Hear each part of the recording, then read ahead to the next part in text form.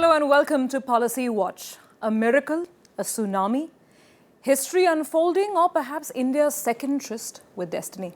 The reality is still sinking in, and not just within the BJP, but even in the average Indian's mind. A mandate with such sweeping clarity that we haven't seen in 30 years. Hopes are riding high. Narendra Modi carrying the enormous weight of a nation's expectations on his shoulders. On the show this week, we break down the agenda ahead, the key issues that need attention, and the policy response which the business community is expecting very urgently from this new government. Himangshu, senior editor at the Economic Times, joining me in the studios. Himangshu, it's good to have you here as always. And my God, I don't even know where to start. But, for the benefit of our viewers, we're going to break this down in perhaps in three parts. One is the basic arithmetic of this new government, the kind of money it has to spend and the kind of money it needs to generate. And perhaps then we will talk about growth, because the whole focus of this election has been development and growth. And then, of course, the RBI and the relationship with the governor. So let's start with the basics now. Once, of course, the government formation exercise is over, and we know who the finance minister is, likely to be, I think, Mr. Jaitley. That's what the buzz is on the street. Well, many names have done the rounds, so it's difficult to predict. But that will be, I think, the first major announcement from the government that everybody in the business world is waiting out for. What's the sense now? Because Mr. Chidambaram left wanting us to believe that things are back on track, wanting us to believe that this economy is on the mend, and that the government's finances are under control. Are they? See, what Chidambaram as finance minister achieved was arresting a free fall. You'd seen rupee go wild, it was suddenly falling and just falling a couple of rupees against the dollar regularly. So he's arrested that. After they decided to mend the economy, they've approved many projects, but nothing much has happened. So the achievements are more in capping the downside than looking at the upside. So which actually gives this new government a very good position to start with, because there are many projects which have been cleared. There's a lot of latent pent-up demand to invest. Indian companies had simply stopped investing. They were not happy with the way things were. So he starts on a good plate that way, but it will be wrong to expect immediate changes, because, barring one or two big corporates, for most of the companies, the number one task today is to repair the balance sheets. They've been bleeding, they've been, some would say, even concealing the extent of bad news. What about the balance sheet of the government of India? And there's some parallels here, because we know that a lot of the subsidy expenditure, which the outgoing government was to bear, was pushed back into this year, this financial year that we are in, isn't it? Yeah, it has been pushed back. Not that it hasn't happened in the past. Even in UPA 2, plenty of the oil subsidies were paid from the next year's budget. So to that extent, it is a continuation of not a very good trend, but it has been intensified and magnified. So sure, like the companies, the major corporates, the government also needs to spend its initial period in setting things right. They've inherited a slightly messy situation. Plus, it's been a bad global environment, but there are signs of good news there also. So India is in a very good position to mend its house in order and then look for growth after a year or so. I know it's hard to tell right now because it's very early days, but would you expect any significant departures from where UPA 2 left the policy framework? For instance, the SOPs that were given to the auto sector in the February budget. Would you expect significant rollbacks in the thinking and therefore in policy? I wouldn't expect any immediate significant rollbacks of measures like that, because the industry has been in doldrums. Auto has been a driver of industrial performance for a long time, and it's seen only bad news for a very long time. But in related sectors, I think the primary focus is going to be on infrastructure, which is whether it is roads, energy, various projects. That's where I think India really needs maximum action. And it's also a very good way to kickstart an economy. If you can step up infrastructure spending in a proper, well-governed way, it has its fallouts on construction, on cement, on steel, on ores, on energy. I would expect the new government to focus on that. Really. You've been, of course, looking at the infrastructure space for so many years now, and here's the classic debate that really comes in. The next 5-year plan, told us that $1 trillion is supposed to come into the infra space. People, I guess, in the government forgot to tell us where this $1 trillion is coming in from, who's footing the bill. A lot of bankers that I speak to say that money is not really the problem. You can tap the overseas markets. It's all about execution on ground. but then you have bad loans also rising within the Indian banking space. So this whole bogey of infrastructure, what is its reality? See, the starting point is that it's a fundamental need, it's a crying need. If you're talking of double-digit growth, if you're aspiring for double-digit growth, you need the infrastructure to back it up. I mean, there are some very good projects on the anvil, mega projects like the Delhi-Mumbai freight corridor and then the industrial corridor. The second part is funding. If you look at, say, the power sector, I think half of the plant capacity in the next 5 years is assumed to come from the private sector. And private sector in the power sector is really struggling. The whole policy regime, the implementation has been short-circuited. Sure. So, but that's only half the story. The other half is, there's so many standard projects. So if you get the policies and the fuel and the tariffs right, you can have a sudden wave of change in industrial output. So we'll spend some more time talking specifically about power in just a bit, but to come back to the basic arithmetic, subsidies. Are you thinking that this government will be in a position to do anything significant, at least right now in this year, in terms of subsidy? I think the biggest room it will have is on ensuring better targeting. I do not think the first thing a popularly elected government will do is to cut out subsidies, because that's been the norm for previous 10 years. And don't forget, last time BJP was in power, India was in power, it was voted out on a India Shining campaign, where the common man in especially rural areas felt that nobody is there to hold his hand. So I do not think this government would immediately try to do away with many of the subsidies. And the BJP's position when many of these laws were being passed, many entitlements were being passed, was quiet. They didn't go out and oppose it. They didn't even oppose the land law. So, So no dramatic announcements no immediately? Immediate dramatic announcements, but fine-tuning, better targeting, cutting out leakages. Even that is a lot.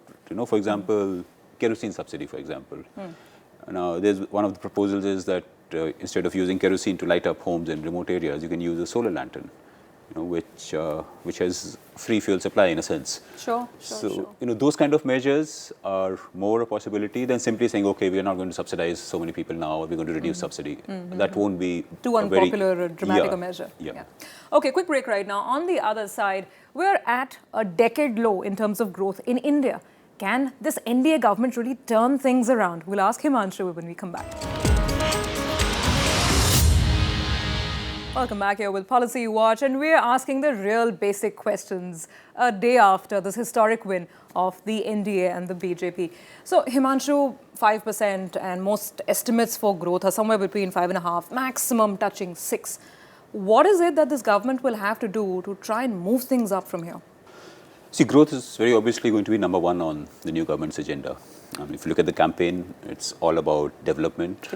Yes. Models of development, and even yesterday in one of his victory rallies in Gujarat, he said he's even forced his rivals to come to this agenda because he talked about it.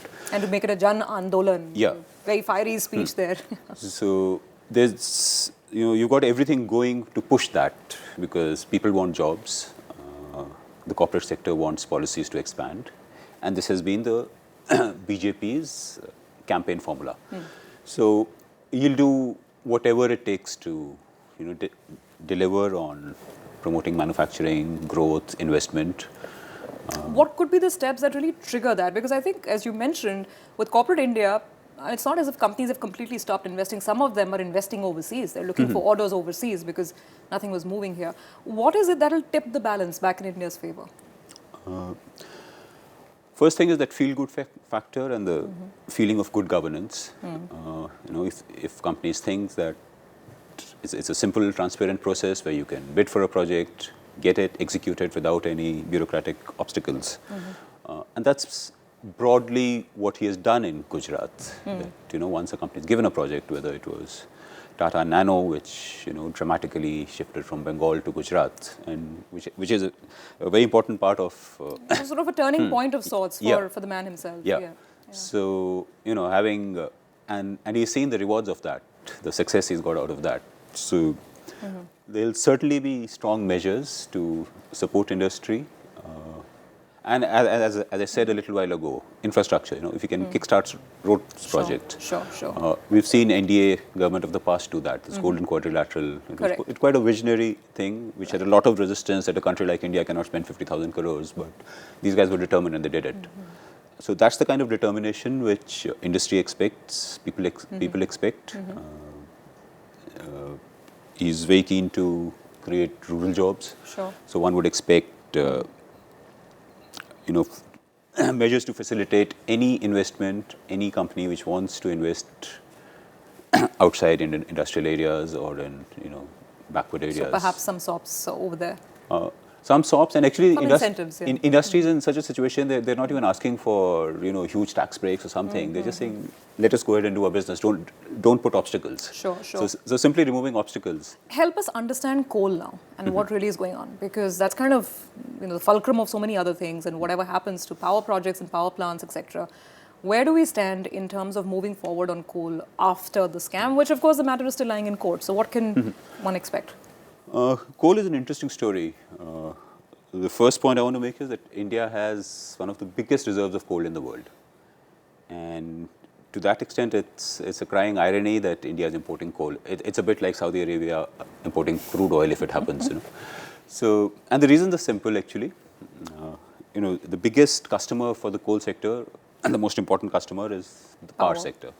Now, for decades, you've had coal and power sector grow very slowly. In 5 years, you've added 30,000 megawatt. Coal production grows 2 or 3%. Everybody's happy. Now, around 5-6 years ago, there was a sudden takeoff of private investment in the power sector. And last fiscal, 20,000 megawatt was added in one single year. Now that generates demand for coal, and coal India has not been used to stepping up things like this. And the fact that it's a state monopoly makes it even difficult. There are huge vested interests. For example, there are villages in eastern India where almost the entire village gets its livelihood from a mine. Where the number of people therefore employed in that mine is a multiple of what is actually required. Sure. So there are a couple of things that can be done in the coal sector. One is to make it much more accountable. Second, there are big projects which are held up because there's no railway line to take the coal, or there are some clearances awaiting. There is a particular mine which has got clearance to produce a particular amount of coal. They had reached that around January, February. This is a Coal India mine that you're talking about. And so they had to keep it idle for 2 or 3 months because they would have exceeded the allowed upper capacity. limit had been reached. So these are the kind of things that can be changed. What about coal mining within private hands? And, there are several business groups that have been allocated coal mines because they have power projects. Do you see a departure from that policy at all? Is that required? Because that's where a lot of allegations and this whole talk of scam also initially came into being. In terms of allowing private people? Yes, the government's policy and how you see it evolving on this matter. See, one of the reasons the government gave out coal blocks was that the coal mining nationalization law does not allow private sector to commercially exploit coal. So one way out was that if you are using coal only for your own factory, then that law... We'll give you a coal mine. Yeah, we'll give you a coal mine so that we can have good, efficient management and technology to get it. Now, changing the nationalization law will not be easy, although with such a mandate, you can still change that law in the Lok Sabha. Raj Sabha might still be tougher. They might have to wait a few years for that. But what they can still do is inject more competition. They can take some of the bigger assets, the assets that are not performing so well, and let them be run by a separate public sector company, which they can set up with maybe private equity also. Some private participation. Let it be under state control without violating the sacred law. So that's coal, and I'm quickly moving on to oil and gas because that's also something important. Gas pricing, this big bogey. Now that elections are over, the matter goes back. The outgoing government said yes, we need to hike the price, double the price to $8-point-something. How do you see the whole approach to gas pricing now under this new regime?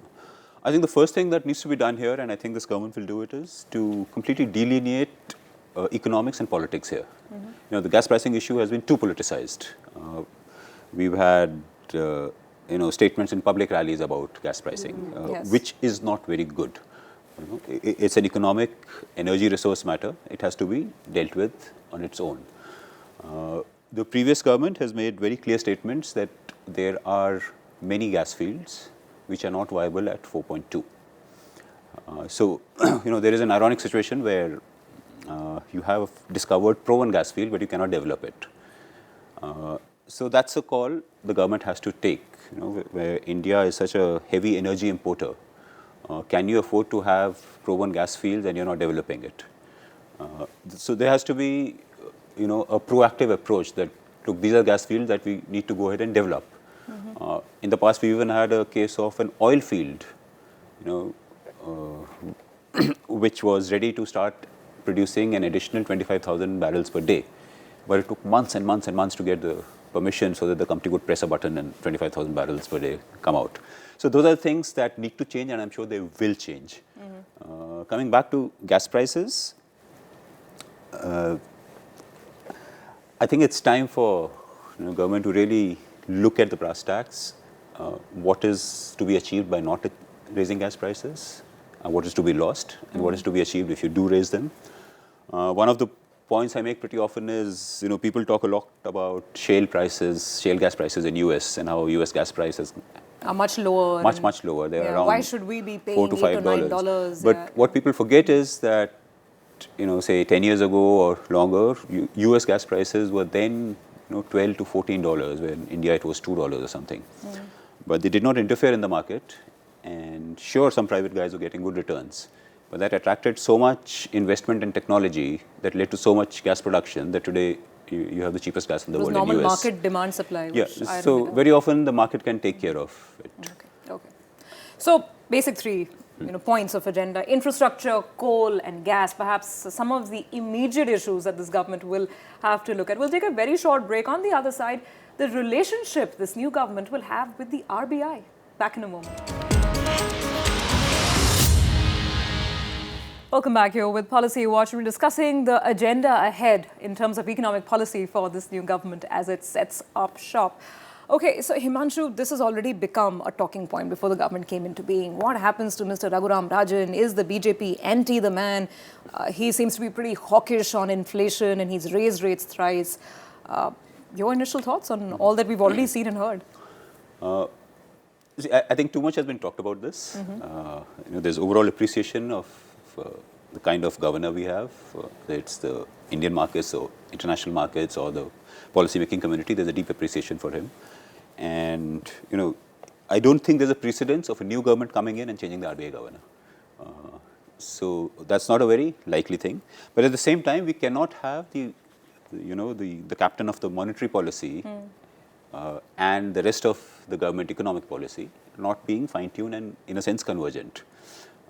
So I'm sure there are going to be discussions between the finance ministry, the new finance minister and the governor, and things should be worked out.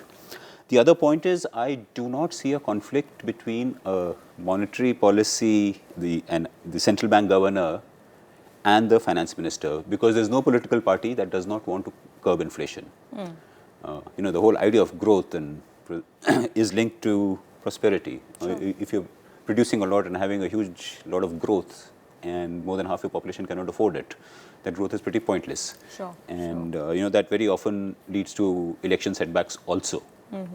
Now, at times there is a conflict between growth and inflation. And I think right now, if there is such a conflict, I would expect even the new government to focus on inflation, because don't forget, rather than growth. That's quite interesting, because the whole poll blank has been growth and development. But but in the very immediate context, where you have forecast of a weak monsoon, which can lead to higher food prices. That's a very, very sensitive thing. Correct. And I will not expect any government in any country to ignore such a thing. So that's where the difference really lies, perhaps, Himangshu. I guess, as you mentioned, every government will also want low inflation, which is what the central bank wants. But it's just the analysis of why we have high inflation.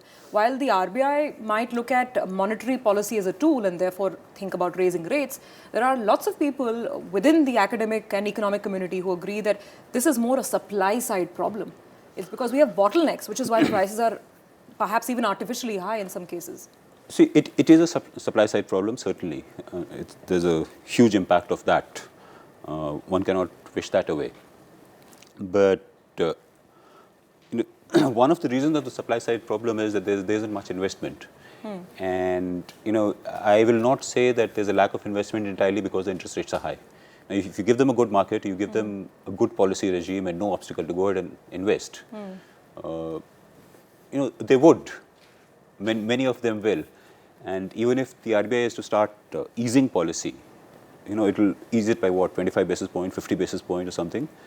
There won't be a dramatic fall of interest rate to 5% or something. Would you expect rate cuts to start? I mean, obviously there has to be some understanding between the government and the RBI, and I don't even know because it's supposed to be all at arm's length, but if this new government is able to give RBI the confidence that it will take steps to kickstart investment, therefore these bottlenecks start opening up. So then would you expect the RBI to soften its stance? I would expect some coordination, certainly. If RBI just wants to cut inflation, if that is their solo goal, and if the government can convince them that by increasing supply we will be doing that, I see no reason why there should be any difference there.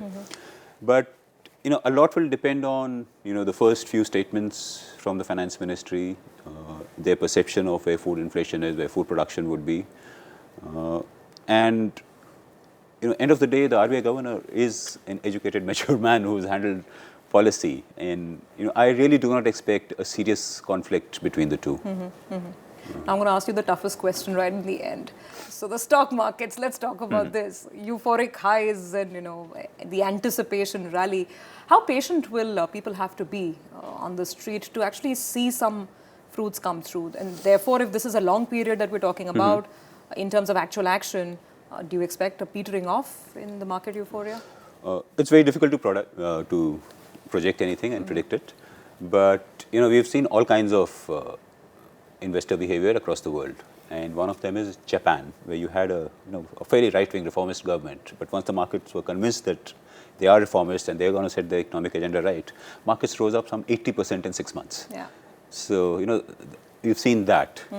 At the same time, there have been cases where a lot of what a new government does gets priced into the market even before it comes, or by the time it comes. Yesterday, despite 334, 335, we did see a complete gradual tapering off of this morning euphoria, because the end gains were about 1% or so for the benchmark indices.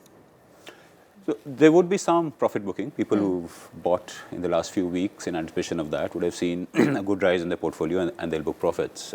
I mean, some of the stocks rose astronomically in the morning session. In a very short span of time. But still, at the end of the day, it was a positive for the index. So it's very difficult to project and predict, but a lot would depend on his first budget. Sure. And the new prime minister's initial statements. I think what he said yesterday was very positive. You might see a good market reaction to that. It was all about taking everybody along, and development has to be a part of the national agenda, kind of a mission. If he can convince people that he seriously means that, and he will not face obstacles in that, I think it will make a lot of difference. And the formation of the cabinet, how big it is, who are the people, and what is their competence. The pace of decision making. Yeah, or are there, if he can overcome compulsions to have a completely incompetent but politically strong person in charge of a key ministry, those kind of issues, I think the markets will very closely watch. Well, we live in very, very interesting times, and it's some very exciting days ahead for the country. Thanks, Himangshu, so much for joining us on the show today. That's all that we have time for. Thank you for being with us.